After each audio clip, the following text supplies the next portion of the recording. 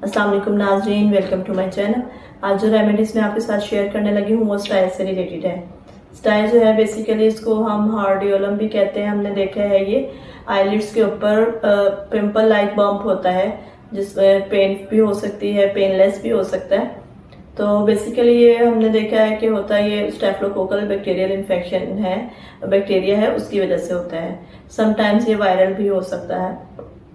तो बेसिकली हमारी जो आइज है उसमें हमने देखा है कि 3 टाइप्स के ग्लैंड्स पाए जाते हैं।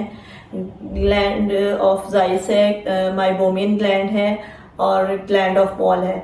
तो अगर इन ग्लैंड्स में जो डक्ट्स हैं इनमें हम देखते हैं कि डेब्रिस या डेड स्किन सेल्स या फिर बैक्टीरिया आके ट्रैप हो जाते हैं, तो उस सूरत में इन्फेक्शन प्रोड्यूस होता है। तो इन्फेक्शन की वजह से जो है स्टाई बन जाता है, बम्प लाइक अपीयरेंस हो जाती है उधर से। तो जो अगर ये माइबोमियन ग्लैंड की में हो गया है मसला, तो उसको जो है हम इंटरनल स्टाई बोलते हैं। लेकिन अगर ग्लैंड ऑफ जाइस या फिर ग्लैंड ऑफ मॉल में होता है प्रॉब्लम, तो उसकी वजह से जो स्टाई बनेगा उसको हम एक्सटर्नल स्टाई बोलते हैं। तो ये बेसिक मैंने कॉज बता दिया आपको कि किस वजह से ये हो जाता है। तो अब चलते हैं रेमेडीज की तरफ। रेमेडीज में हम देखते हैं फर्स्ट हमारी जो रेमेडी है वो है एपिस मेलिफिका। एपिस में हम देखते हैं कि अगर बर्निंग, स्टिंगिंग, पेन हो रही है, उसके अंदर स्टाई में रेडनेस भी पाई जा रही है, हीट है, तो ऐसी सूरत में जो है एपिस मेलिफिका सजेस्ट की जाती है। और बेसिकली ये एपिस जो है ये प्रिवेंट भी करती है कि फर्दर बार बार ना हो। तो अगर बार बार बनने की टेंडेंसी है तो उसमें एपिस बेहतर तौर पे एक्ट करेगी, दोबारा नहीं बनने देती वो।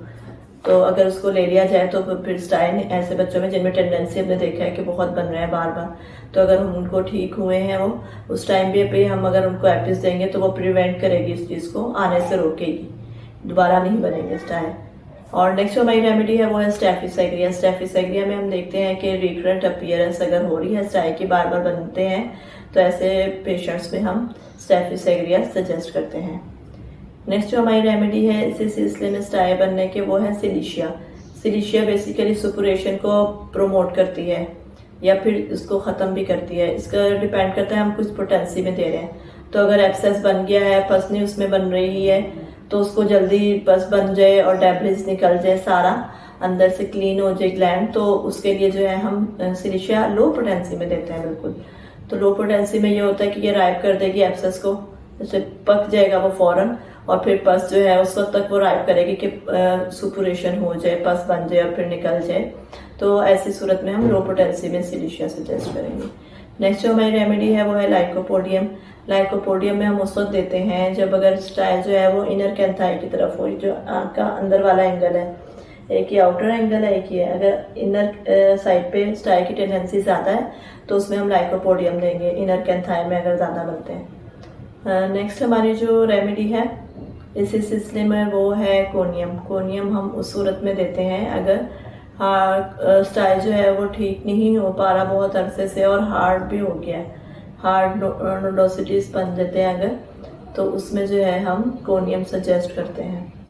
नेक्स्ट जो हमारी रेमेडी है वो है थूजा। थूजा हमने देखा है बेसिकली आउटग्रोथ में भी सजेस्ट की जाती है कि वॉर्स वगैरह अगर बॉडी पे है, उसकी भी टेंडेंसी है पेशेंट में, या फिर स्टाई बनते हैं, तो उसमें थूजा हम सजेस्ट कर सकते हैं।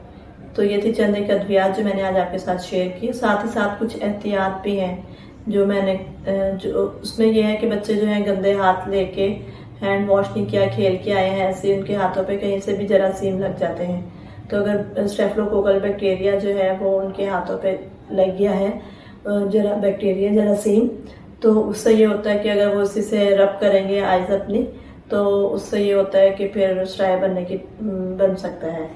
तो बेसिकली ये है कि हाइजेनिक रहा जाए, हाथ वगैरह साफ सुथरे रखे जाए, आइज को वॉश किया जाए, इनको ड्राई ना होने दिया जाए, बिल्कुल इनकी क्लीनलीनेस का भी ख्याल रखा जाए। और अगर मेकअप वगैरह किया है उसको रिमूव करके सोएं। तो अगर ये है कि कोई एक्सपायर्ड मेकअप है उसकी वजह से या बहुत लगा रह गया तो उसकी वजह से भी इन्फेक्शन हो सकता है आइज में।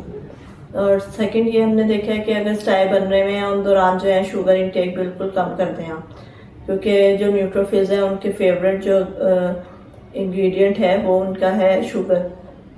तो ग्लूकोज की फॉर्म में हो गया, कोक्स हो गई, candies, cake, pastries, waffles, bread, ये तमाम चीज़ें बिल्कुल आपको स्किप कर देनी चाहिए, क्योंकि न्यूट्रोफिल्स अगर इकट्ठे हुए हैं तो बजाय इसके कि वो शुगर की तरफ माइल हो जाए और इग्नोर कर दें इन्फेक्शन को, क्योंकि उन्होंने ही ठीक करना होता है, वो हमारे गार्ड्स हैं बॉडी की, इम्यूनिटी वही हमारी इसको क्लियर करेंगे इन्फेक्शन को।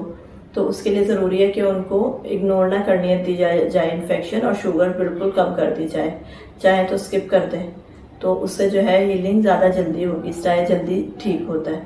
दूसरा ये है कि अगर हम इनको सिकाई करते हैं, कोई गर्म चीज़ इस पर ऐसे कपड़े में रख के, और हल्के उसको आप पहले हैंड की बैक साइड पे आप चेक कर लें कि बहुत ज़्यादा गर्म ना हो कि आप जला ही लें आँख, तो ये उसको पहले आप टच करके किसी कपड़े में रख के गर्म चीज़ को हल्का सा, तो आप उसको इधर स्किन पे टच करके देखें कि बहुत ज़्यादा गर्म ना हो, इतना कि आप बर्दाश्त कर सके स्किन, कि सिकाई करनी है हमने, सिर्फ जलाना नहीं है उसको मकसद हमारा। तो फिर अगर आप उसकी सिकाई भी करेंगे तो उससे भी बहुत फ़र्क पड़ता है इस चीज़ों में। तो ये थी स्टाइल्स के बारे में इंफॉर्मेशन, जो कि मैंने मेडिसिन भी आपके साथ शेयर किए, पैथोलॉजिस्ट शेयर कर दिया है, और उनकी प्रिवेंशंस भी, और किस तरह से हम इसको जल्दी ठीक कर सकते हैं। तो इंशाल्लाह नेक्स्ट टाइम किसी और वीडियो के साथ हाजिर होंगी। Thanks for watching the video.